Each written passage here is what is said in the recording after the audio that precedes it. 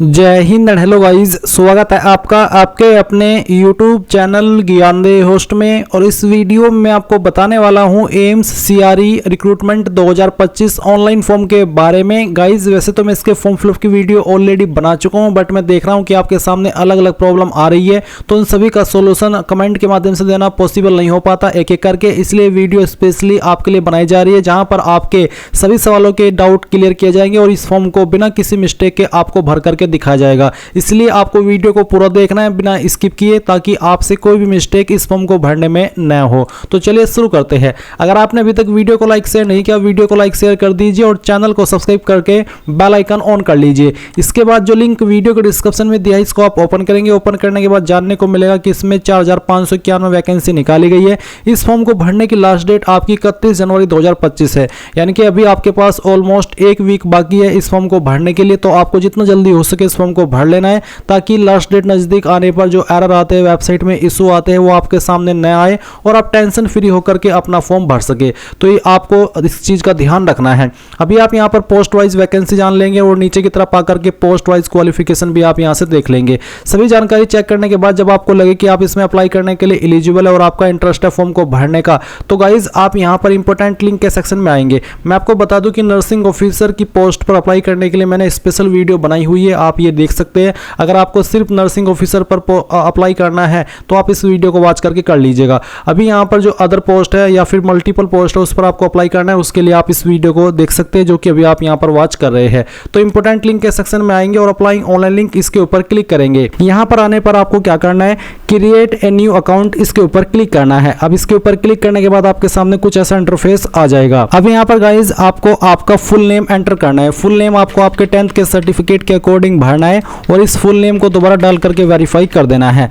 फिर आप आपका मोबाइल नंबर डालेंगे जो कि आप रजिस्टर करना चाहते हैं, नंबर को दोबारा डाल करके वेरीफाई कर देंगे। फिर आप आपका ईमेल आईडी डालेंगे, ईमेल आईडी को दोबारा डाल करके वेरीफाई कर देंगे। इसके बाद गाइज आप यहाँ पर देखेंगे पासवर्ड का ऑप्शन है, तो आपको यहाँ पर एक पासवर्ड बनाना है। पासवर्ड आपको कैसे बनाना है उसका जो एक डिस्क्रिप्शन है वो आप जान लीजिए। पासवर्ड के अंदर इंग्लिश का कैपिटल लेटर कम से कम एक, स्मॉल लेटर यहाँ पर आपको रखना है कम से कम एक, साथ ही स्पेशल कैरेक्टर और इसके अलावा आपको डिजिट का इस्तेमाल करना है। तो कुछ इस तरह का पासवर्ड आप बना लेंगे और पासवर्ड की लेंथ 8 से 10 कैरेक्टर के बीच में होनी चाहिए। फिर उस पासवर्ड को दोबारा डाल करके वेरीफाई करेंगे। उसके बाद नीचे आप देखेंगे एंटर आधार नंबर, तो आप आपका 12 डिजिट का आधार नंबर डालेंगे, वेरीफाई आधार करेंगे। अगर आप बिना आधार के प्रोसीड होना चाहते हैं, आगे बढ़ना चाहते हैं, तो आप इस वाले ऑप्शन के ऊपर टिक कर दीजिएगा। और अगर आप आधार के साथ में ही आगे बढ़ना चाहते हैं तो आधार नंबर डाल करके इसको वेरीफाई करिएगा। पर अगर आप नहीं देना चाहते आधार नंबर, बिना आधार कार्ड के रजिस्ट्रेशन करना चाहते हैं, तो आप ये वाला ऑप्शन टिक करके क्रिएट अकाउंट इसके ऊपर क्लिक करेंगे। जैसे ही गाइज आपका यहाँ पर रजिस्ट्रेशन हो जाए तो फिर आप यहाँ पर लॉगिन के पेज पर आएंगे और आपको यहाँ पर आपकी कैंडिडेट आईडी या फिर जो आपने आपका नंबर रजिस्टर किया वो डालना है और जो पासवर्ड अभी आपने बनाया आपकी चॉइस के अकॉर्डिंग वो आप यहाँ पर भरिए। रिमेंबर भी इसके ऊपर क्लिक करके लॉगिन के ऊपर क्लिक कर दीजिए। अब आपके सामने यहाँ पर ऐसा इंटरफेस आएगा। आपको यहाँ पर प्रोफाइल के सेक्शन पर आना है और प्रोफाइल के सेक्शन पर आकर के आप यहाँ पर आपकी इन्फॉर्मेशन देख सकते हैं। फिर गाइज आप यहाँ पर देखेंगे ऑल एप्लीकेशन, तो ऑल एप्लीकेशन में आपको आना है और उसके बाद में ऐड न्यू एप्लीकेशन इसके ऊपर क्लिक करना है। अब इसके ऊपर क्लिक करने के बाद आप देखेंगे पोस्ट अप्लाइड फॉर, तो यहाँ पर आपकी सभी पोस्ट दी गई है जो कि अभी निकली हुई है। तो इनमें से जिस भी पोस्ट पर आप अप्लाई करने के लिए एलिजिबल है वही पोस्ट आपको यहाँ पर सिलेक्ट कर लेनी है। तो सभी पर अप्लाई करने का तरीका सेम है, बस उसकी क्वालिफिकेशन कम ज्यादा रहेगी पोस्ट की एलिजिबिलिटी के अकॉर्डिंग। तो जिस पोस्ट पर भी आपको अप्लाई करना है वही आप सिलेक्ट कर लीजिएगा। जैसे कि मैंने ये सिलेक्ट की। अब मैंने ये सिलेक्ट की तो इस पर अप्लाई करने के लिए क्या क्वालिफिकेशन चाहिए वो यहाँ पर है और ये वैकेंसी कौन कौन से एम्स के अंदर अवेलेबल है वो भी आप यहाँ पर देख सकते हैं। तो इस तरह से आपके सामने जानकारी आएगी। मान लीजिए आपको किसी और पोस्ट की इस तरह से इन्फॉर्मेशन चेक करनी है, वो आप सिलेक्ट कर लीजिए। फिर उसकी एलिजिबिलिटी भी आप यहाँ पर देख सकते हैं। उसके बाद में मैं कुछ और पोस्ट आपको सिलेक्ट करके दिखाता हूँ। तो चलिए मैं यहाँ पर स्टोर कीपर जनरल ये सिलेक्ट कर लेता हूँ। इस पर अप्लाई करने के लिए क्या क्वालिफिकेशन चाहिए वो भी आप यहाँ पर देख सकते हैं।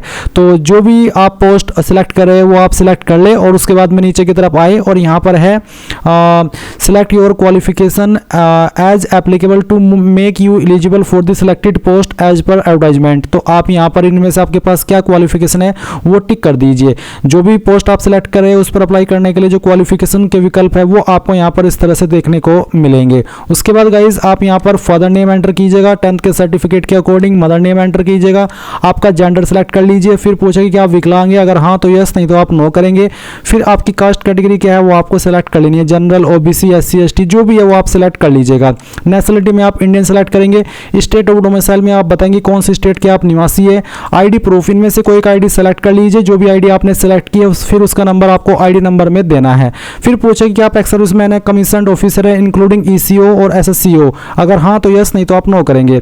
क्या आप एक रेगुलर गवर्नमेंट सर्वेंट है, अगर हाँ तो यस, नहीं तो आपको नो करना है। फिर यहाँ पर सवाल है are you employee of participating AIIMS institute, यानी कि जो इस वैकेंसी के अंदर एम्स पार्टिसिपेट करे, क्या आप उनमें किसी एम्स में काम करते हैं उनमें से, अगर हाँ तो यस, नहीं तो आपको नो करना है। आपका मेंटल स्टेटस क्या है, मैरिड अनमैरिड जो भी है वो आप यहाँ पर टिक कर दीजिए। फिर पूछे had you ordinarily been domiciled in the state of Jammu and Kashmir, क्या आप साधारणतः जम्मू एंड कश्मीर के निवासी है, अगर हाँ तो यस, नहीं तो आप नो करेंगे। फिर पूछे are you service clerks in the last year of their colour service in the arm force, क्या आप आर्म फोर्स के अंदर कलर की पोस्ट पर है, अगर हाँ तो यस, नहीं तो आप नो करेंगे। फिर are you defence personnel disabled in operation, यानी कि क्या आप एक डिफेंस ऐसे पर्सनल है जो कि जॉब के दौरान डिसेबल्ड हो गए थे यानी कि विकलांग हो गए थे, अगर हाँ तो यस, नहीं तो आप नो करेंगे।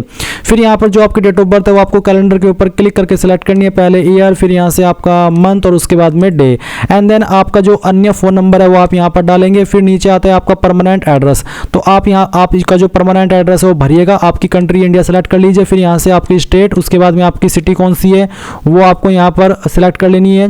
ये सिलेक्ट करने के बाद में आपका जो पिन कोड है वो भी आपको यहाँ पर डाल देना है। अब पिन कोड डालने के बाद जो आपका कंप्लीट एड्रेस है वो आप यहाँ पर इस एड्रेस वाले बॉक्स में भर दीजिएगा।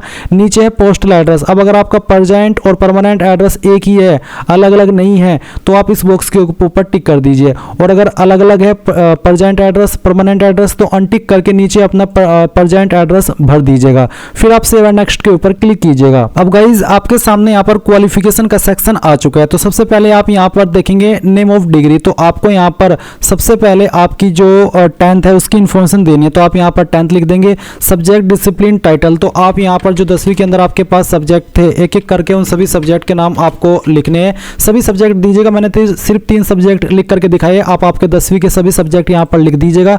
फिर यूनिवर्सिटी इंस्टीट्यूट कॉलेज बोर्ड, तो आपने किस बोर्ड के द्वारा आपकी 10वीं की है उस बोर्ड का नाम आपको लिख देना है। पहले Soviet university institute college board, तो यहाँ पर कहाँ पर आपका जो बोर्ड है वो स्थित है या फिर आपका कॉलेज स्थित है, इनमें से कोई भी एक जगह एक चीज़ आप यहाँ पर भर सकते हैं। तो जिस सिटी के अंदर आपका स्कूल कॉलेज था वो आप यहाँ पर लिख दीजिएगा। उसके बाद में डेट ऑफ पासिंग, कब आपने जो क्वालिफिकेशन है वो आपकी पास कर ली थी वो आपको यहाँ पर सिलेक्ट कर लेना है, जैसे कि मैं आपको सिलेक्ट करके दिखा रहा हूँ। उसके बाद में आता है ऑब्टेन परसेंटेज, आपकी परसेंटेज कितनी थी वो आप यहाँ पर डाल दीजिएगा। अगर आपके नंबर CGPA के अंदर थे तो आप उनको परसेंटेज के अंदर कन्वर्ट करके फिल करिएगा। फिर आपको यहाँ पर 10th का सर्टिफिकेट अपलोड करना है, इसका फॉर्मेट PDF का होना चाहिए और साइज 2 MB से कम रहना चाहिए, ज़्यादा होगा तो अपलोड नहीं हो पाएगा। तो जहाँ पर भी फाइल है सिलेक्ट कीजिए, अगर इमेज के अंदर फाइल है तो आप उसको PDF के अंदर कन्वर्ट कर लीजिएगा। उसके बाद आप सेव एंड ऐड क्वालिफिकेशन इसके ऊपर क्लिक कीजिएगा, तो आपकी क्वालिफिकेशन यहाँ पर ऐड हो जाएगी। अब आप फिर से नेम ऑफ डिग्री के अंदर अगर आपने 12वीं की है तो आप 12वीं की जानकारी भरेंगे, डिप्लोमा किया तो डिप्लोमा की। फिर सेम वे में आप यहाँ पर जो आपके सब्जेक्ट थे 12वीं के वो आप लिख दीजिएगा। मैंने डेमो के लिए भरे हैं 3, आप सभी सब्जेक्ट भरिएगा। मैं फॉर्म ही डेमो के लिए भर रहा हूँ, तो आप मेरी जानकारी पर न जा करके अपनी जानकारी भरिए और समझिए कि कहाँ पर क्या जानकारी भरनी है। उसके बाद में आप यूनिवर्सिटी इंस्टीट्यूट कॉलेज बोर्ड, तो इनमें से किसी भी जानकारी को आप दे सकते हैं, मैं यहाँ पर बोर्ड का नाम दे रहा हूँ। उसके बाद में आपका इंस्टीट्यूट या फिर कॉलेज या फिर बोर्ड जो भी है वो कहाँ पर स्थित है उस पहले इसका नाम आपको यहाँ पर देना है। तो यहाँ पर मैं अपने स्कूल का जो स्थित है वो कहाँ पर स्थित है वो जानकारी दे रहा हूँ। तो आप इस तरह से जानकारी भर दीजिएगा, तीनों में से कोई भी भर सकते हैं, कोई भी गलती नहीं होगी और किसी में भी कोई प्रॉब्लम नहीं होगी। अब आपने कब पास कर ली थी वो साल आपको सेलेक्ट करना है, फिर यहाँ से मंथ सेलेक्ट करना है और उसके बाद में डे। देन आता है ऑब्टेन परसेंटेज, कितनी परसेंटेज आई थी वो आप भर दीजिएगा। फिर सेम वे में जो आपका 12वीं का सर्टिफिकेट है वो आपको यहाँ पर अपलोड कर देना है। उसके बाद ये जानकारी आपकी यहाँ पर आएगी और फिर आप सेव एंड ऐड क्वालिफिकेशन इसके ऊपर क्लिक करके इसको ऐड कर देंगे। अब अगर आपने ग्रेजुएशन की है तो आप यहाँ पर डिग्री एंटर करेंगे। सब्जेक्ट डिसिप्लिन टाइटल, तो जो भी आपके इस डिग्री के ऊपर एप्लीकेबल हो रहा है डिसिप्लिन या फिर जो भी वो आपको यहाँ पर देना है। फिर आप यहाँ पर बताएंगे कि आपकी यूनिवर्सिटी इंस्टीट्यूट कॉलेज बोर्ड क्या है, तो इनमें से जो भी है वो आप यहाँ पर भर दीजिएगा। तो चलिए मैं यहाँ पर ये जानकारी आपको फिल करके दिखा रहा हूँ। ये भरने के बाद में कहाँ पर स्थित है वो आपको यहाँ पर एंटर कर देना है। एंड ये एंटर करने के बाद में आपने कब क्वालिफिकेशन पास कर ली थी वो आपको यहाँ पर सिलेक्ट कर लेना है। ये सिलेक्ट करने के बाद में कितनी परसेंटेज आई थी वो आप यहाँ पर डाल दीजिएगा। फिर यहाँ पर आपकी जो सर्टिफिकेट है या फिर मार्कशीट है, अगर आपके एक से ज़्यादा सर्टिफिकेट या मार्कशीट है तो आपको उनको PDF के अंदर मर्ज कर लेना है एक ही फाइल में, और फिर वो फाइल आपको यहाँ पर सिलेक्ट कर लेनी है।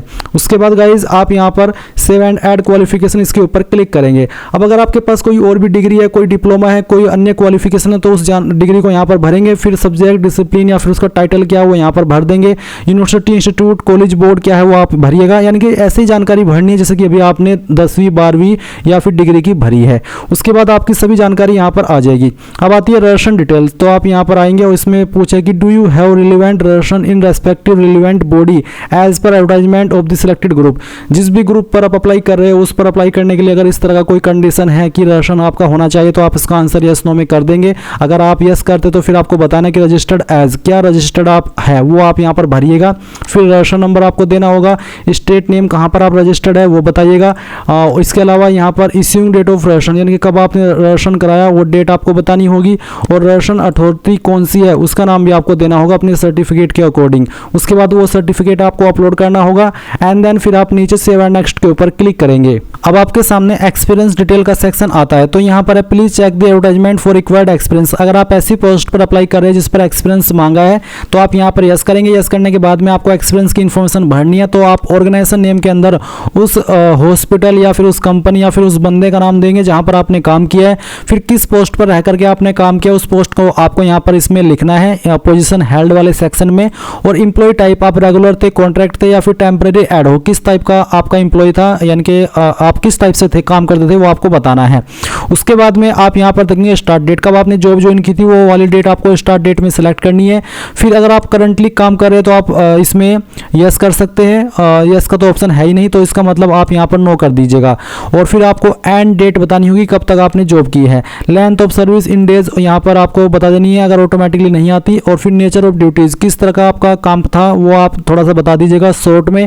और जो आपका एक्सपीरियंस सर्टिफिकेट है वो भी आपको अपलोड कर देना है। और फिर आप सेव एंड ऐड एक्सपीरियंस इसके ऊपर क्लिक करेंगे एंड देन आप सेव एंड नेक्स्ट के ऊपर क्लिक करेंगे। अब आपके सामने एग्जामिनेशन स्टेट चॉइस आती है, तो पहली चॉइस आप इनमें से कौन सी स्टेट को देना चाहते हैं वो आप सिलेक्ट कर लेंगे। सेकंड चॉइस किस स्टेट को देना चाहते हैं वो सिलेक्ट कर लेंगे। और फिर यहाँ पर आपकी तीसरी चॉइस क्या देना चाहते हैं वो आप सिलेक्ट करेंगे। फिर फोर्थ चॉइस आप देख सकते हैं एनीवेयर इन इंडिया, तो मैं इसको सिलेक्ट कर लेता हूँ। अब आप सेव एंड नेक्स्ट के ऊपर क्लिक करेंगे और यहाँ से कंफर्म कर देंगे। अब गाइज यहाँ पर जिस कैटेगरी से मैंने इस फॉर्म को भरा है, मैंने विकलांग से भरा है और विकलांग के लिए कोई फीस नहीं है, इसलिए यहाँ पर मेरे सामने पेमेंट डिटेल में एग्जाम्प्टेड आ रहा है। और अगर आप जनरल, ओबीसी है या फिर SC ST है तो आपके सामने फीस का अमाउंट आएगा और आप यहाँ पर आपकी जो एप्लीकेशन फीस है वो जमा करेंगे। और उसके बाद में जैसे आप फीस जमा कर देंगे तभी आपके सामने आगे का इंटरफेस आ पाएगा। तो यहाँ पर फिर आप सेव एंड नेक्स्ट करिएगा पेमेंट करने के बाद में। और पेमेंट करने के बाद में आपके सामने यहाँ पर आता है upload no objection certificate if any. No objection certificate उनसे ले जाता है जो कि कैंडिडेट करंटली कहीं पर काम कर रहे होते हैं किसी कंपनी के अंदर, तो फिर उस कंपनी से आपको NOC लेनी पड़ती है कि हाँ उस कंपनी को कोई भी आपत्ति नहीं है कि आप इस फॉर्म को भर रहे हैं या फिर इसमें अप्लाई कर रहे हैं, तो वो उसको NOC बोलते हैं। तो अगर आपके ऊपर कोई अगर एप्लीकेबल हो रहा है तो आप यहाँ पर उसको अपलोड कर दीजिएगा।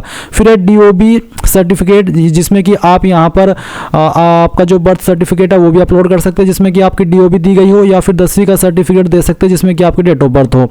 और इसमें फॉर्मेट आपको PDF का ही रखना है, ये बेसिकली बर्थ के प्रमाण के लिए आपसे लिया जाता है। उसके बाद में आता है कैटेगरी सर्टिफिकेट नंबर। अगर आप SC ST OBC है तो आपको कास्ट सर्टिफिकेट की जानकारी देनी है, तो आप कैटेगरी सर्टिफिकेट नंबर डालेंगे और कब ये इशू हुआ है वो डेट भी आपको यहाँ पर सेलेक्ट कर लेनी है। फिर आप कैटेगरी सर्टिफिकेट भी अपलोड करेंगे और ये कैटेगरी सर्टिफिकेट आपका सेंट्रल का बना होना चाहिए क्योंकि ये वैकेंसी सेंट्रल गवर्नमेंट की है। उसके बाद में अगर आप विकलांग के इससे फॉर्म को भरे तो आप विकलांग का सर्टिफिकेट अपलोड करेंगे। फिर यहाँ पर गाइज नीचे की तरफ आएंगे और आप देखेंगे अपलोड प्रोफाइल फोटो, तो आप इसके ऊपर क्लिक करके यहाँ पर फोटो जो अपलोड करेंगे उसके जो इंस्ट्रक्शन है वो आप जान लीजिए। आपको यहाँ पर without border clearly showing the face ऐसा अपलोड करना है। फोटो 6 महीने से पुराना नहीं होना चाहिए। उसका डायमेंशन आप यहाँ पर देख सकते हैं। Photograph must be clicked in colour with white background only, यानी कि आपके फोटो का बैकग्राउंड वाइट होना चाहिए। और फॉर्मेट इनमें से कोई भी चल जाएगा जो कि यहाँ पर आपको मेंशन किए गए हैं। तो आप यहाँ पर इसके ऊपर क्लिक करेंगे। मैं इस फॉर्म को डेमो के लिए भर रहा हूँ जैसे कि मैंने आपको बताया, तो एक रैंडम फाइल में यहाँ पर सेलेक्ट कर लेता हूँ। तो मैं इस फाइल को सिलेक्ट करता हूँ और इसके बाद में यहाँ से आपको इसको ओपन करना है। ओपन करने के बाद इस तरह से आपका फोटो आएगा, फिर आप इसको सबमिट कर देंगे। सबमिट करने के बाद फोटो आ चुका है और यहाँ पर the uploaded photograph is not more than 6 month old, यानी कि जो मैंने फोटो अपलोड किया है 6 महीने से पुराना नहीं हुआ है, तो आप इसके ऊपर टिक करेंगे। फिर आप यहाँ पर सेम वे में आपका सिग्नेचर अपलोड करेंगे और यहाँ पर गाइज सिग्नेचर आपका कैपिटल लेटर में नहीं होना चाहिए। जहाँ पर आपकी सिग्नेचर की फाइल है सिलेक्ट कीजिएगा, ओपन कीजिएगा, आपका सिग्नेचर यहाँ पर इस तरह से आ जाएगा। फिर आप यहाँ पर इसको भी टिक कर देंगे। उसके बाद में नीचे की तरफ आएंगे और आप देखेंगे अपलोड लेफ्ट थंब इंप्रेशन, यानी कि बाएं अंगूठे का निशान आपको अपलोड करना है। तो आप इसके ऊपर क्लिक कीजिए। जहाँ पर आपका लेफ्ट थंब इंप्रेशन है वो आपको यहाँ पर सेलेक्ट कर लेना है, ओपन करना है, फिर यहाँ से सबमिट कर देना है।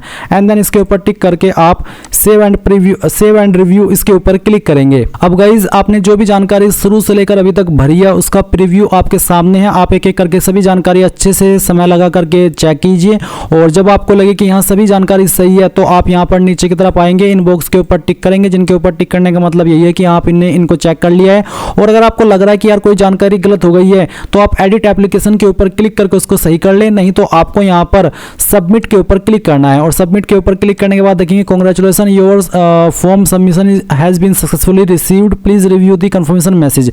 तो आप यहाँ पर गो टू डैशबोर्ड के ऊपर क्लिक करेंगे और यहाँ से गाइज आप अपने फॉर्म का जो समरी है वो ले सकते हैं। अगर आपको किसी और पोस्ट पर भी अप्लाई करना है, आप और भी पोस्ट पर अप्लाई करने के लिए एलिजिबल है क्वालिफिकेशन के अकॉर्डिंग, तो सेम वे में आप ऐड न्यू एप्लीकेशन के ऊपर क्लिक करके उस पोस्ट पर भी अप्लाई कर सकते हैं। और गाइज आप समरी के ऊपर क्लिक करने के बाद में यहाँ पर अपना जो एप्लीकेशन फॉर्म का प्रिंट है वो ले सकते हैं। अगर आपके पास अभी प्रिंटर मौजूद नहीं है तो आप इसको PDF के रूप में सेव कर लीजिएगा और बाद में प्रिंट करा लीजिएगा। तो इस तरह से गाइज आप लोग ये फॉर्म भरेंगे। आई होप आपको सभी जानकारी समझ आ गई होगी। कोई सवाल डाउट रह गया हो किसी जानकारी को लेकर के तो कमेंट के माध्यम से पूछ लीजिएगा। Thanks for watching. जय हिंद।